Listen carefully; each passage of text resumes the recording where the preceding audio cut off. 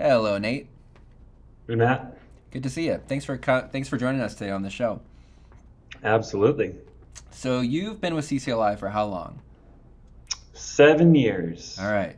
So you Yeah. have some experience here with the CCLI licenses and what churches need to actually pull Finally, the this last off. couple weeks, yeah, Yeah. started to get it figured out. Yeah. It takes a while to It's funny, understand some of this stuff. the title of this show or this title of this segment, How to Legally Lead Worship, which kind of sound like it's almost a scary thing because it's like, oh my gosh, have I been leading worship this whole time illegally?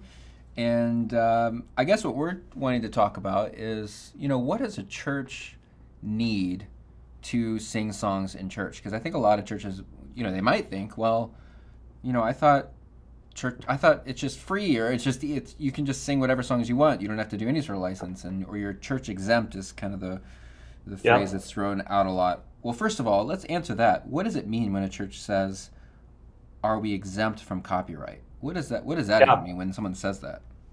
There is a section in the U.S. copyright law, section 110, I believe, that talks through activities in religious services that are exempt from copyright protection, we'll say. Okay. Because just before that, in copyright law, it talks about music creators and maybe artists, sculptors, whatever. Folks who create content, the types of protections that they have when Yeah. they create something. And in our world, we're most likely talking about a song. Um, and there's certain protections that you have when you write something or create it. Well, churches in the course of services are able to perform copyrighted songs. The band can play that song.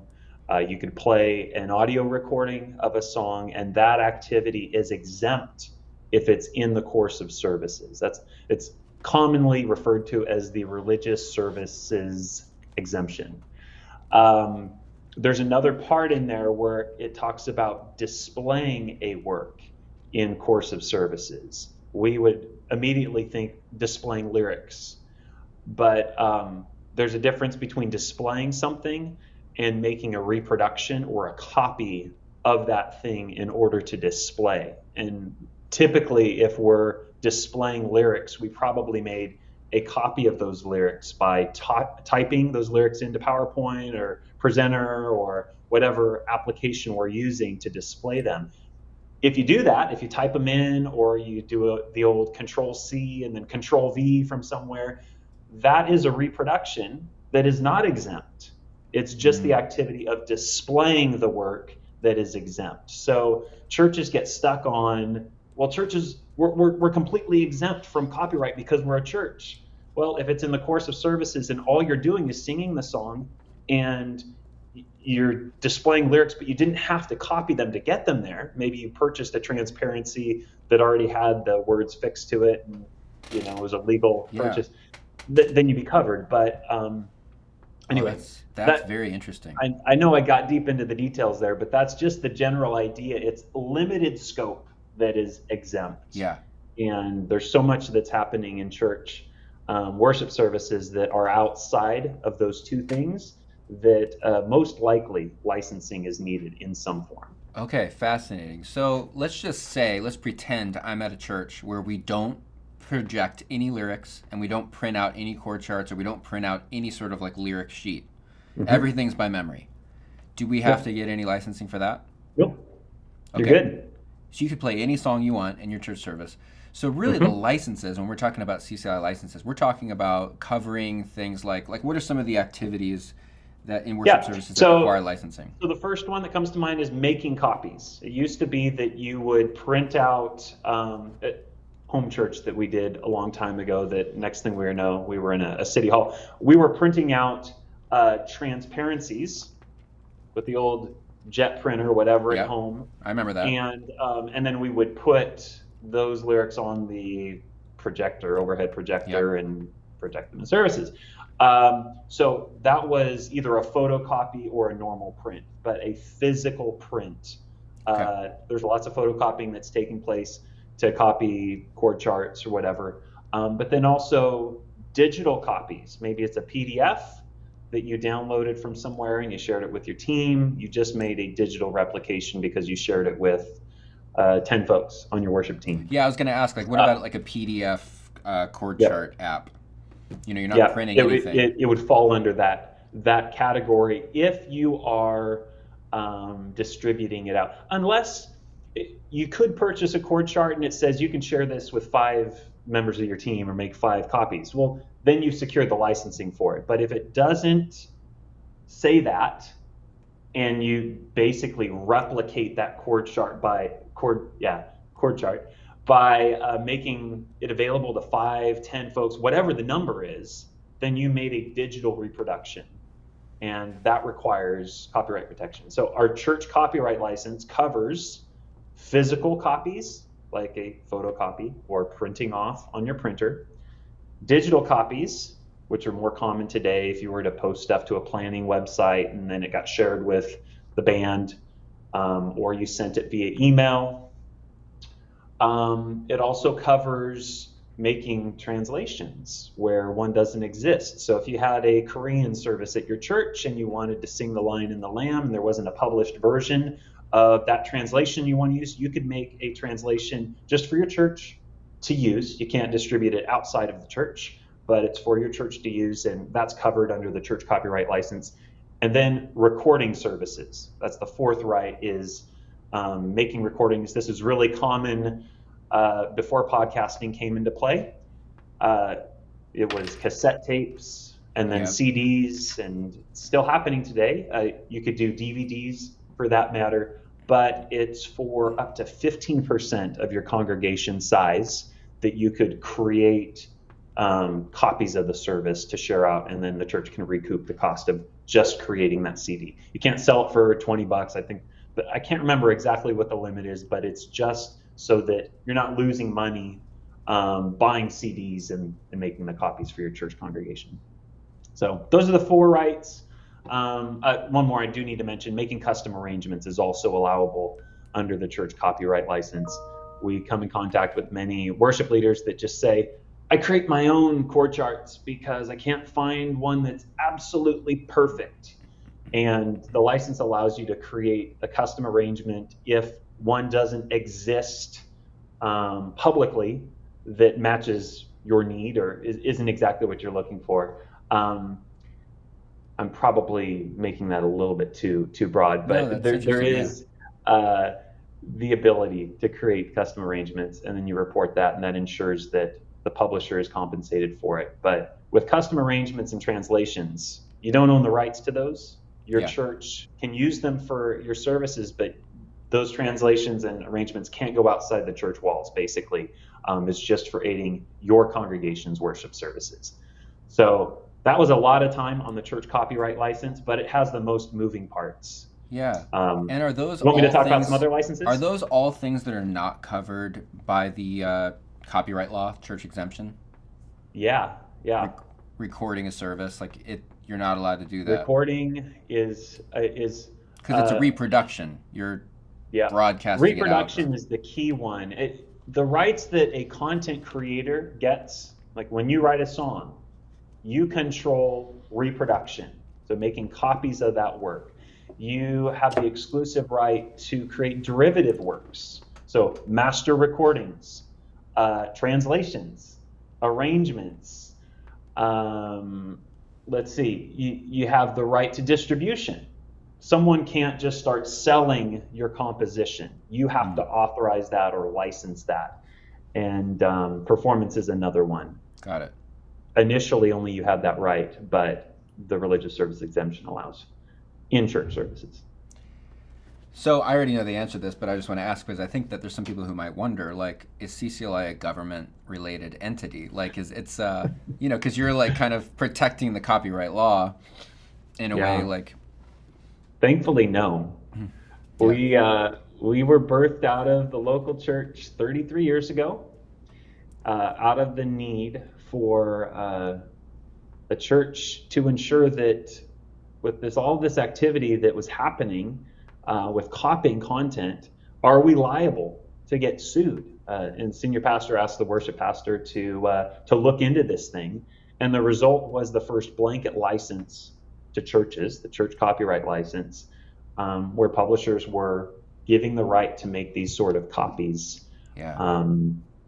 through a blanket license. So CCLI has been doing this for 33 years, and our mission is just to empower worship by Yep. providing affordable, legal content, resources, and media to the church. And we're not the police. We really try not to come across that way. We just want to equip and point towards resources and reduce the complexity and the confusion related to something like this that is very complex. Yeah. Copyright, it's confusing. So we want to help make it easier. What are some of the other licenses you have? So I know there's something with video. Like, is that for like Yep. if a pastor wants to show a video clip? Yep. We have the church video license, which allows churches to show video clips or full movies in services or for special events outside. There is a list of authorized movies or TV shows that you'd have to reference if you had that sort of a license. But if a pastor, especially of a larger church, is showing video clips like as a sermon illustration, most likely they have a church video license, Yeah. CVLI license, to allow them to do that. I remember in the early 2000s, showing video clips in sermons was so popular. Like, I feel like Yeah. every sermon, you needed to have like some sort of video clip example. Because I remember I worked at a church at the time and I was in charge of actually making the video clip. Yeah. I don't remember if we even had a video license. I mean, it was a small church. I don't think we were doing that. I don't think we even knew it Yeah. existed.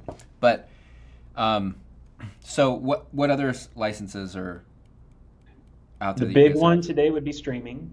We've Yeah. had a streaming license for over 10 years, but once COVID hit, so many churches realized we're not going to be able to meet in person. What's this streaming thing? Can we keep services going on?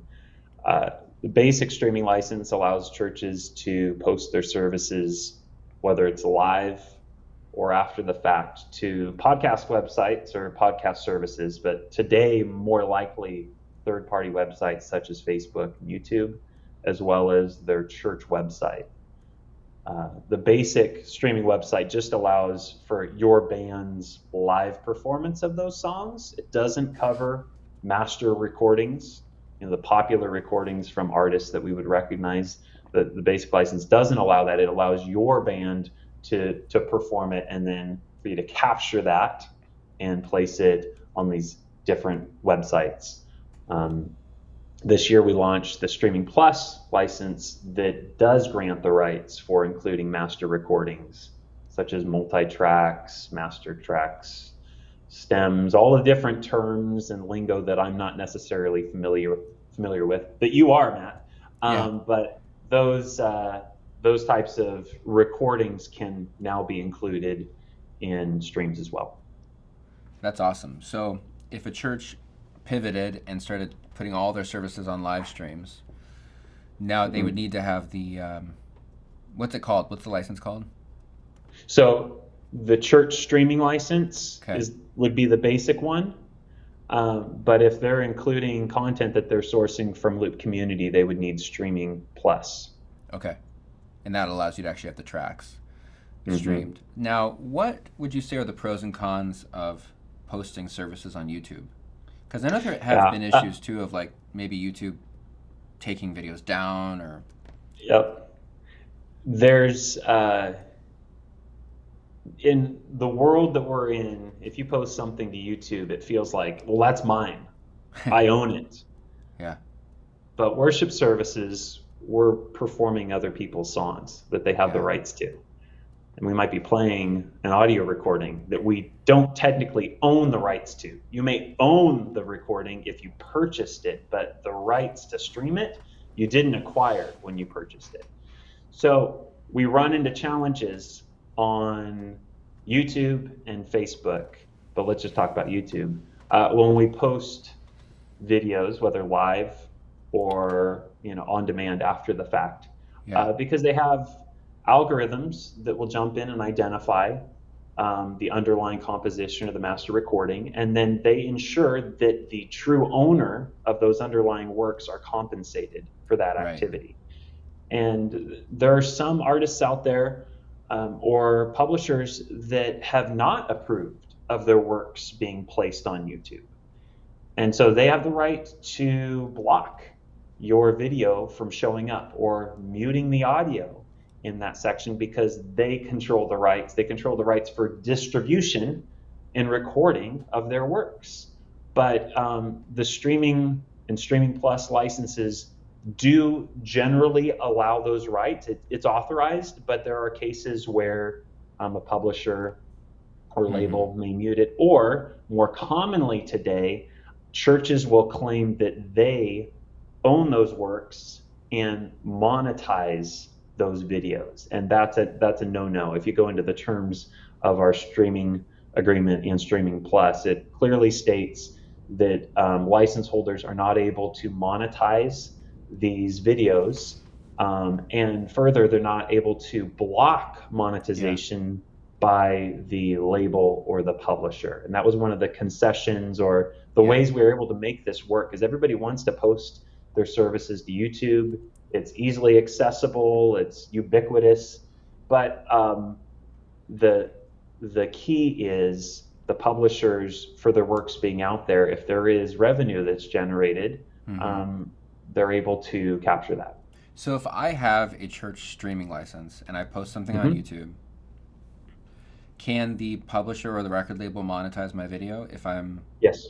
Okay. Yep. So, but and there's maybe systems some see behind that the as, scenes. is that like a double dip scenario where they're getting money from the streaming license Some and would they're say monetizing the video? I mean, if the church, if they report their activity, then theoretically, yeah, the publisher could be double dipping in that case. But it's their content. It's right? their content, yeah. And That's they're kind of making comes it down to available out there. They're allowing your amazing performance of their song to be posted in perpetuity on a distribution platform. I mean, there's, you know, but sense. you do have the opportunity to post it to your church website where we don't run into these things. And so we encourage churches, if they're running into challenges where their videos are being blocked or muted, and you'll find some of that more commonly on Facebook, because Facebook isn't a music platform. Today it at least isn't. So there isn't a mechanism for monetizing. But on YouTube, there's just unique issues that you'll run into on both. But most churches have figured out how to make it work. And here are the do's and don'ts. And they're very successful at posting their services on a regular basis on YouTube, and their congregants benefit. Everybody benefits. One quick thing just to throw in, I think that the most common issue we run into is once a link or a match has been made between YouTube's system where it identifies, we know what song this is, or we know the master recording, it will send an automated email to it would be the church, to say, we've identified a match, and it says in the text, nothing to worry about, nothing to be concerned with, but now it will be monetized on the publisher or the rights owner's behalf. And it gives an option to dispute that match. And once a church disputes it because they think that they own the copyrighted work, that causes a cascading, set of issues, and then the publisher gets involved, and it's so we just don't encourage click the dispute button. You're going to receive that email. You can ignore it. It's just saying a match has been made. No need to do anything. And if they allow that match to be in place and don't dispute it, everything's fine in most cases. And their services get posted on YouTube, and everybody wins. Don't dispute it. If it's not your song, don't dispute it. So what, Nate, I'm sure you've been asked this question before, but how does YouTube or Facebook know if I have a CCLI streaming license? They don't. They may search in the descriptions of the videos. We've found that a best practice for churches would be to put your CCLI license number in the description Yeah, that's of good. Facebook video or the YouTube video. There isn't a API on the background in the background Yeah. that is telling YouTube that there's a license in place. But we've found that churches have very favorable results or better results if they just include their CCLI license number or streaming license number in that description. And the streaming license number would be the key thing to include there because that's tied to the license. Oh man, that's such great information. That's awesome. So if you have, and since this is Loop Community, so if you have the Streaming Plus license, you can stream any multi-track purchased from Loop Community. Is there Yeah. a way to search to make sure that that song is covered by the Streaming Plus license? So you can go to reporting.ccli.com, and when you do your normal church copyright license reporting activity, there's an option below that. That first part you're reporting on the composition, the underlying song. And then you have the option to add recordings, and you can check and find the specific recording that you're using, and then select the Okay. quantity. You could do a search from that main page rather than doing the CCL reporting and look for the recording as well. So Okay. just go to reporting.ccli.com, Yep. search for the recording, or start with the song and you'll find the recording. But that would be the That best way. I'm sure it's okay. covered. That's a good segue into my final question for you, and I want to talk about reporting. So first of all, just explain to me first of all what the reporting process looks like, and like what does a worship leader need to do to report? How often do they have to report? And do you have any Yep. tips on how to make that process a little smoother for the Yeah. worship leader? So reporting, first off, is the way that we ensure that content creators are compensated for the use of their works. So it's important to capture as much of the activity as we can that's happening in churches so that there's this equitable exchange, we'll say. Churches in the United States and in Canada report every 2.5 years for a 6-month period. Okay. The way that CCLI operates in accounting to publishers and other rights owners, it's in 6-month increments. So a church reports for 6 months at a time. You receive a reporting reminder before it's your turn to report, probably in the month before. And then as that period progresses, all activity that's happening in your church under the licenses need to be reported. We have a mix of ways that folks will do this. I personally believe keeping up with your reporting as you go throughout the period will help you to ensure that you're logging it and you're not getting backlogged with Yeah. 26 weeks Because worth of reporting how does a worship activity. leader remember what they did for 6 months? Yeah, how do you know? There's great tools out there for worship planning and that you can refer to see, yeah, that's right, this is what we Your did last history. week. Go ahead and just report that activity quickly after, and then it's fresh. Sometimes the reporter isn't the worship leader, and that's where it can also get complicated if you have some volunteer that came in that didn't even attend the service and they've been tasked with reporting. But just try to keep up with it as you go, but you can do it anytime during the period. And some churches end up doing a bit more catch up towards the end. Okay. And let's see, you report under the church copyright license. There's reporting for Streaming Plus because you have to identify which master recording you used. We also have a rehearse license.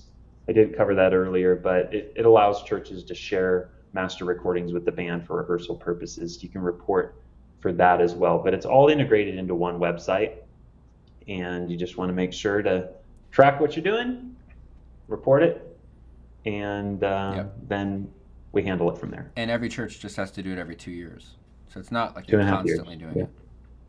Yeah. Now, master recording usage, you do report that ongoing, but so that's not an every 2.5 year thing. We're really trying to move towards leveraging data in the background so that we can assist to make reporting easier, but that's a long-term thing that we're working on. We know that it takes time and effort to do this reporting thing, and it's one of the least enjoyed Yeah. activities Right. for CCLI license holders, but it is a necessary evil, and we're looking to simplify it, make it easier, and hopefully someday we'll be able to show you, here's Yep. what you used, confirm, and then it just reports. That's awesome. This has been really helpful, Nate. I appreciate you Great. taking the time. Thanks for giving us a crash course on what licenses we need. Hope I didn't confuse anyone. No, I thought it was Anytime. very clear. That's good. Okay, great. Where can people go? Well, I guess they need to go to ccli.com. Yeah. If you go to our website, you can select the specific programs and get more detail on exactly which activities are covered or not allowed. You can identify which catalogs, which labels are covered, which ones aren't. So there's just a lot of helpful resources there, as well as tips and tricks and educational sort of articles under things like Worship Fuel. So go What's to a worship leader? ccli.com and Last go from there. question, because it just popped in my head. Well, what's a worship leader supposed to do if they want to do a song, but they find that it's not covered under CCLI license? Yeah, great question. You're going to want to check if you're going to reproduce or stream it. Do some sort of activity that isn't exempt to the religious Yeah. services exemption. Connect with the publisher. Just look up the copyright information on the internet, connect with them, and you can work through direct licensing on it. Okay. All right. Well, thank you,